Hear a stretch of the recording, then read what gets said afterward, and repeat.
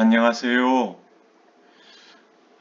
오늘은 자살과 위기 상담 함께 배워보도록 하겠습니다. 이 과목 특성상 좀 무거운 주제들을 많이 다루고 있습니다. 그래서 함께 가르치고 배우면서 마음이 이렇게 좀 무거울 것 같아요. 선생님들 마음을 잘 돌보시고 또 이것을 배움으로 말미암아 어려운 가운데 계시는 분들을 정말 잘 도울 수 있는 그런 도움이 될 수 있기를 소망하면서 오늘 시간을 시작하도록 하겠습니다. 우리가 너무나 잘 알고 있는 것처럼 오늘날 한국 사회에서 심각한 사회 문제 중에 하나는 자살자가 계속해서 늘어나고 있다는 사실이죠. 이건 어떤 개인의 문제이거나 어떤 한 가정의 문제가 아니라 우리 사회의 문제다. 저는 그렇게 생각합니다. 2022년 통계청 자료에 의하면 특별히 청소년, 청년 사망 원인 1위가 자살입니다. 너무나 안타깝죠. 꿈과 희망을 가지고 미래를 위해서 열심히 앞을 바라보며 달려가야 될 청소년, 청년의 사망 원인 1위가 자살이라는 게 우리 한국 사회의 현실을 단적으로 보여주고 있는 그런 모습이 아닐까 싶습니다. 한국의 자살률은 하루 평균 25.7명, 26명이 되는 거죠. 10만 명당. 이것은 OECD 국가 중에 1위입니다. 특별히 2020년 기준으로 한국 자살률 연령별 증감률을 살펴보게 되면 10대가 9.4% 증가했고요. 20대가 12.8% 증가했습니다. 특히 이제 코로나 시기를 지나면서 20대 여성들 대단히 많이 증가했죠. 아까 말씀드린 것처럼 자살은 더 이상 개인이나 한 가정의 문제가 아니라 사회적 문제입니다. 사회적으로 접근을 해야 합니다. 자, 우리 교회도 자살에 자유로울 수가 없습니다. 2021년 목회 데이터 연구소의 통계조사에 의하면 우리 그리스도교, 기독교 중고등학생의 자살 충동률, 자살을 한 건 아니지만 자살에 대한 어떤 생각을 하든가 한 번 이상 어떤 시도를 했던가 이런 자살 충동률이 27%에 해당합니다. 4명 중에 1명에게 자살 충동이 일어나고 있다는 의미고 교회도 청소년 자살에 자유로울 수 없다는 사실을 보여주고 있습니다. 제가 아는 목사님이 심무하시는 그 교회 청소년 부서가 교회 규모가 크고 청소년 부서가 인원이 많습니다. 근데 그 목사님 말씀을 듣고 제가 충격을 받았던 게 공식적으로 그 청소년 부서의 아이들 중에 우울증 약을 처방받아 먹는 아이들이 20%가 된다. 라고 얘기합니다. 안타까운 현실이고 이 한국 사회에서 교회도 이 자살 문제에서 자유로울 수가 없다라는 것이죠. 자살은 생명에 관한 문제입니다. 기독교에서 빠질 수 없는 중요한 문제입니다. 기독교는 모든 생명이 하나님의 창조하심을 받았기 때문에 그 자체로서 본질적 가치를 지니고 있다. 어떤 사회적으로 성공했느냐, 성취했느냐, 얼마나 많은 것을 소유하고 누리고 있느냐, 그게 중요한 것이 아니라 생명 자체가 본질적인 가치를 지니고 있다.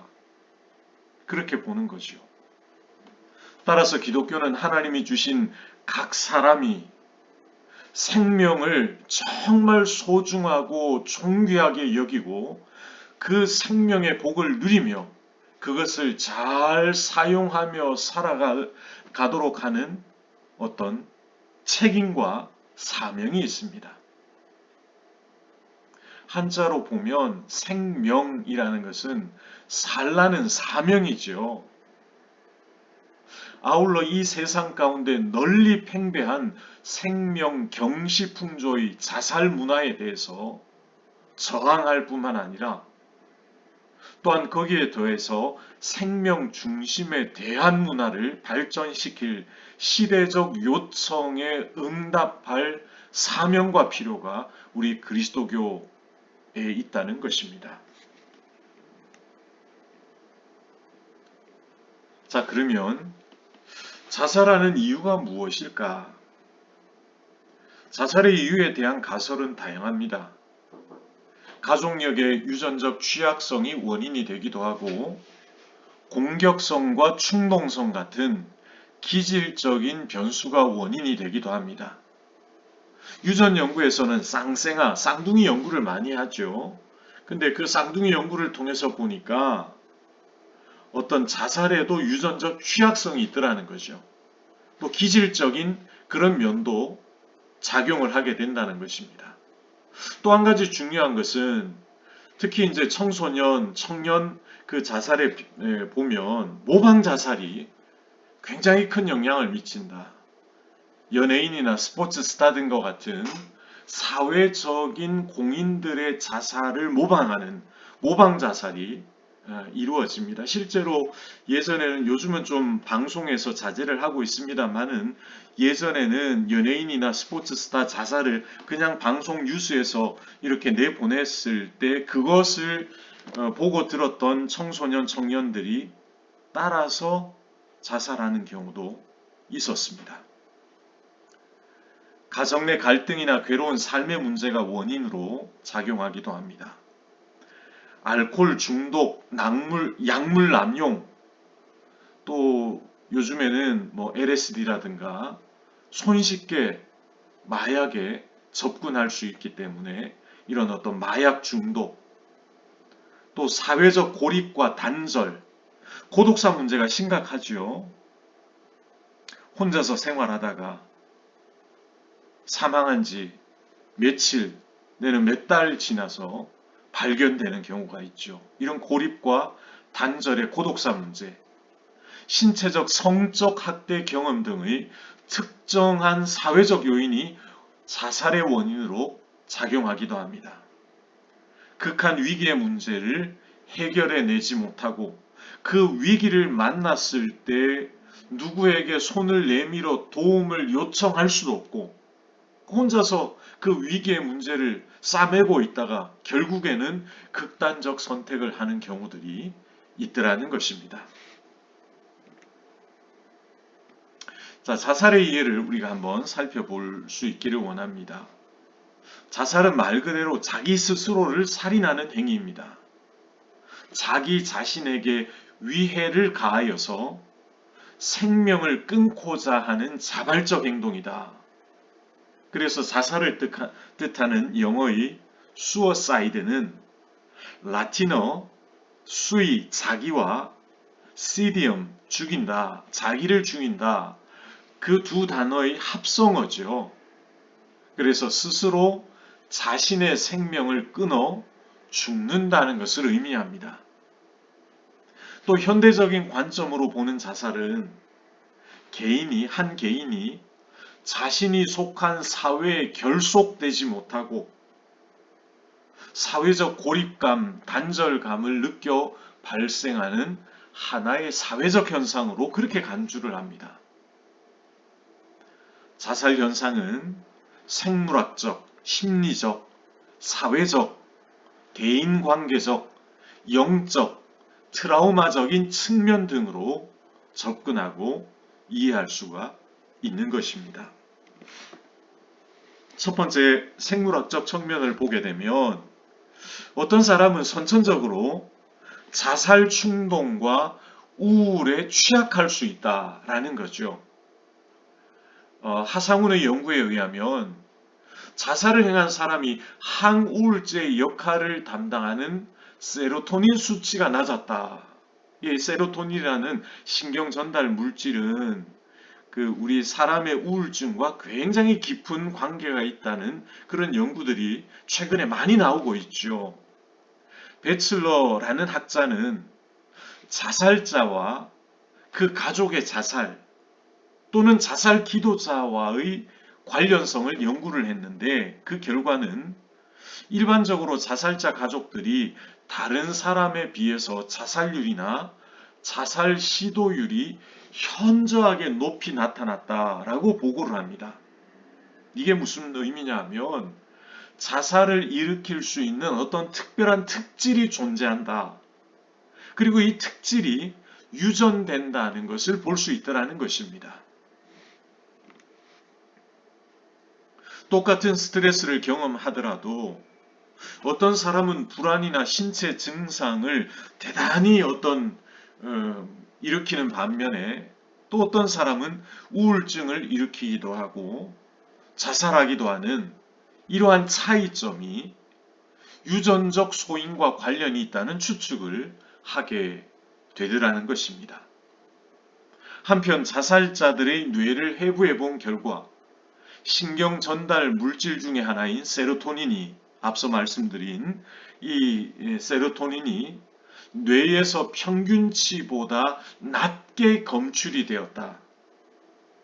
또한 세로토닌 대사 물질 역시 낮게 검출된 것을 볼 때 자살은 어떤 이런 세로토닌과 밀접한 관련이 있을 수 있겠다.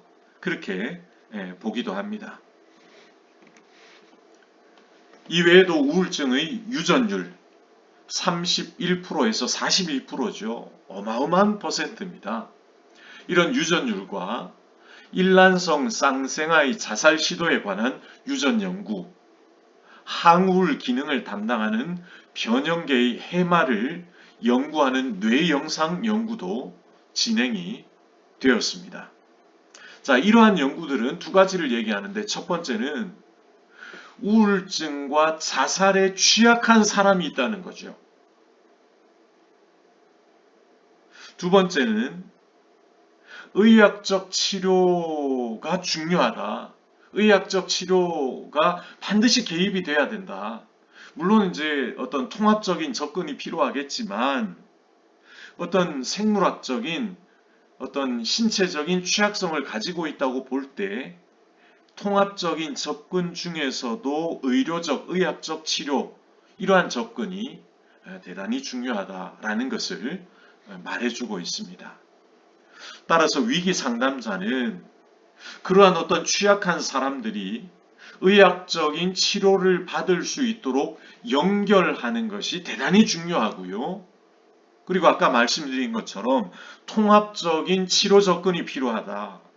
어떤 면에서는 어떤 상담자, 위기 상담자 한 사람만 어떤 내담자와 관계를 하고 내담자의 치료를 돌보는 것이 아니라 가급적이면 여러 사람과의 네트워크를 통해서 약물 치료도 하고 상담도 하고 돌봄도 하고 사회적 지지 체계를 형성해서 통합적으로 돌봄을 제공하는 것이 반드시 필요하다라는 것을 말씀을 드릴 수가 있겠습니다. 두 번째 심리적 측면입니다. 심리적 관점으로 자살 현상을 이해할 수가 있겠습니다. 여러분 잘 아시는 것처럼 프로이드에 의하면 인간에게는 두 가지 본능이 있습니다. 하나는 생명 본능이고 하나는 죽음 본능입니다. 개체의 생존과 종족 번식의 목적에 관여하는 생명 본능, 에로스죠. 또 반대편에는 무생물의 상태, 무로 돌아가려고 하는 충동, 즉 죽음 본능, 타나토스입니다. 우리에게 두 가지 본능이 있다. 그렇게 본 거죠. 이런 죽음 본능에서 공격적 욕구가 파생된다고 봅니다. 공격성이란 죽음 본능에 내포된, 함유된 자기 파괴 욕구가 외부의 다른 대상물로 돌려진 것이고, 자살은 뭡니까? 결국 그 공격성이 외부 대상에게로 향하는 것이 아니라 자기 자신에게로 향하는 거죠. 그래서 자기 자신을 스스로 공격하고 생명을 끊게 된다는 그런 관점입니다. 에드윈 슈나이드먼은 자살의 원인을 심리적 고통이라고 제시를 했는데, 그는 자살을 생각하는 사람에게서 다음의 10가지 공통점을 발견할 수 있다. 그렇게 10가지를 제시하고 있습니다. 한번 같이 잠깐 살펴보겠습니다. 첫 번째는 자살에 있어서 공통된 자극이 있는데, 그것은 무엇이냐면 견딜 수 없는 심리적 고통이다. 견딜 수 없는, 그죠? 우리가 살아가면서 수많은 심리적 고통을 겪습니다. 그런데 크게 나눠서 보면 그 심리적 고통 중에서도 견뎌낼 수 있는 고통이 있는가 하면 견딜 수 없는 고통이 있더라는 거죠. 근데 자살과 관계된 그 공통된 자극은 견딜 수 없는 심리적 고통이다. 그게 첫 번째입니다. 그 다음 두 번째는요, 좌절된 심리적 욕구입니다. 좌절된. 세 번째는 자살의 공통된 목적은 해결점을 발견하는 것이다. 아, 내가 이렇게 내 스스로 나 하나 죽으면 이거 다 해결되겠다. 그렇게 생각하는 거죠. 그러면서 그게 해결점이라 생각하고 그런 선택을 하더라는 겁니다. 네 번째, 자살의 공통된 목표는 의식의 정지입니다. 다섯 번째는 절망감과 무력감, 무기력감입니다. 여섯 번째, 자살의 공통된 내적 자세는 양면성입니다. 양면성. 그죠? 자살에서의 공통된 인식 상태는 경직성입니다. 경직성.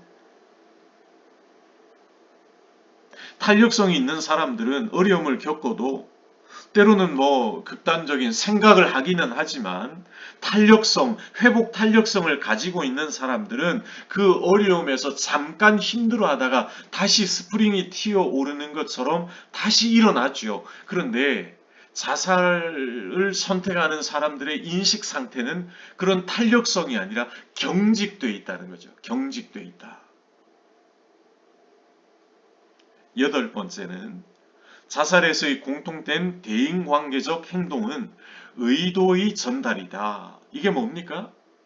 인터퍼스널 릴레이션십에서 상호관계, 대인관계에서 내가 이걸 선택함으로 말미암아 내가 너희에게 이걸 전한다. 의도의 전달이다. 그런 말이죠. 아홉 번째는 자살에서의 공통된 행위는 도피이다. 회피이다. 마지막 열 번째, 자살에서의 공통된 일생 동안의 대처 양식과 관계가 있더라는 것입니다. 이렇게 10가지 어떤 자살과 관계된 10가지를 이야기하고 있습니다. 저를 지도해 주셨던 안성모 교수님, 그 안성모 교수에 의하면 자살을 생각하는 이들은 협소화된 인지, 사고나 생각이나 이 인지가요, 굉장히 협소하다. 경직돼 있다. 앞서 말씀드렸죠. 경직돼 있고 협소하고 이것 아니면 다른 대안이 없다라고 생각하는 거죠. 그걸 뭐라 그럽니까? 터널 비전이라 그래요. 터널 비전. 협소화된 인지, 터널 비전이라는 편협한 관점으로 발생하는 심리적 고통을 겪게 된다. 그렇게 얘기를 합니다. 고통에 빠진 사람은 상황을 객관적으로 바라볼 수 없습니다. 이렇게 한 걸음 뒤로 물러나서 자기가 처한 상황을 좀 객관적으로 통찰하고 바라보고 관조할 수 있어야 되는데 그렇게 바라볼 수가 없더라는 거죠. 그러면서 그저 죽는 것만이 답이다라는 함정에 빠지게 된다는 거죠. 다른 답이 없다. 다른 대안이 없다. 내가 할 수 있는 것은 이거밖에 없다라고 생각하는 사고와 인식의 함정에 빠져서 극단적인 선택을 하게 되더라는 것입니다. 따라서 자살을 예방하기 위해서는 내담자가 겪고 있는 심리적 고통을 분석하는 것이 대단히 중요하고 필요한 것이죠. 나중에 또 말씀을 이 부분은 드리겠습니다. 그리고 그것으로부터 벗어날 수 있도록 심리 상담이라든가 또 어떤 의료적, 약물적 치료라든가 통합적인 치료적 접근이 반드시 필요하다라는 것을 말씀드릴 수 있겠습니다. 그 다음에 사회적 지지 측면입니다. 자살을 사회적 타살이라고 부르기도 하죠. 물론 형식적으로 보면 내가 스스로 내 목숨을 끊었으니 자살입니다. 그런데 그 개인을 둘러싼 사회적 환경이 그로 하여금 그렇게 극단적으로 몰고 갔다라고 한다면 그것은 사회적 타살이 될 수 있다는 것이죠. 이는 자살 현상이 통합되지 않은 사회에서 쉽게 발생할 수 있다는 것을 의미합니다. 잘 통합된 사회 집단이나 잘 통합된 공동체는 그 공동체에 소속된 구성원에게 다양한 보호와 지지 체계를 제공합니다. 그래서 그 구성원들이 어려움을 겪고 위기를 겪고 굉장히 힘든 시기를 겪더라도 그 통합된 사회 집단이나 공동체는 그 어려움을 겪는 구성원에게 지지 체계를 제공하고 다양한 보호를 제공함으로 그 위기를 극복할 수 있도록 하는 거죠. 따라서 잘 통합된 사회 집단 혹은 공동체는 자살 억제력을 상당히 가질 수 있고 실제적으로 많은 영향력을 미치게 된다. 그런데 이런 사회적 지지 체계와 단절되고 고립된 사람들은 어려움을 겪게 되면 극단적인 선택을 할 수 있게 되더라는 것입니다. 그러나 오늘날 우리 사회는 선생님들 잘 아시는 것처럼 가족 제도가 약화되었죠. 예전 제가 사는 이 저 시대만 해도 대가족을 경험했고요. 그 다음에 핵가족을 경험했고요. 지금은 1인 가구가 40%인가 그렇더라고요. 그리고 가족 해체 시대를 우리가 지나고 있습니다. 내가 마음에 고민이 있어도 가족 내에서조차 터놓고 얘기할 대상이 없는 거죠. 그리고 상대적 박탈과 결핍감, 30년 전, 20년 전과 비하면 우리 사회가 경제적 수준이 대단히 높았음에도 불구하고 사람들이 행복하지 않은 이유가 무엇이냐면 상대적 박탈감과 결핍감 때문이죠. 그리고 세계 경제의 침체로 인한 경제적 위기, 생명 경시 풍조, 출세와 성공만을 추구하는 성공의 사다리 맨 꼭대기로 올라가는 이런 물질 만능주의를 부추기는 아노미 현상을 겪고 있더라는 것입니다. 그래서 어떤 학자는 우리 사회를 피곤사회, 피로사회 그렇게 표현을 합니다. 그 결과 어떻게 됐습니까? 자연스럽게 무한 경쟁이 발생하고 그것에 뒤처진 약자들은 자신을 스스로 소외시키고 때로는 소외당하는 현상들이 발생하게 되더라는 것입니다. 이런 이들은 스스로를 뭐라고 얘기합니까? 루저라고 얘기하죠. 이생글이라는 얘기를 들었습니다. 잘 아시죠? 이번 생에 내 삶은 글렀다. 그런 표현을 정말 씁쓸한 표현을 쓰는 청년을 본 적이 있습니다. 따라서 자살 예방을 하기 위해서는 어떤 개인적인 노력과 어떤 가정의 노력과 그런 노력도 필요하지만 좀 더 넓은 범위에서 국가적 정책 개발 또 거대 담론을 통해서 좀 더 촘촘한 복지 제도를 발전시키고 가족 제도의 기능을 부분적으로 대처하는 대안 공동체를 형성해서 사회적 지지 체계를 제공하는 것이 대단히 필요하더라라는 거죠. 1인 가구도 많아지고 홀로 살고 계시는 그 독거 어르신들도 많이 계시고 가족 해체 시대에 이 사회적 지지 체계가 대한가족, 대한공동체를 이루어서 어떤 고민과 어려움과 위기를 만났을 때 즉각적으로 개입하는 것은 자살 예방에서 대단히 중요하다라는 것이죠. 실제로 사회적 지지체계의 돌봄을 받는 사람은 부정적 정서나 자살 생각의 영향력에서 훨씬 더 효과적으로 벗어날 수 있더라. 사회학자들이 연구한 결과가 그렇습니다. 다양한 연구에서 사회적 지지와 돌봄이 자살 생각을 완화시킬 수 있다는 연구 결과가 많이 나와 있습니다. 자, 오늘까지 여기까지 사전 강의를 하겠고요. 내일 저녁에 뵙도록 하겠습니다. 감사합니다.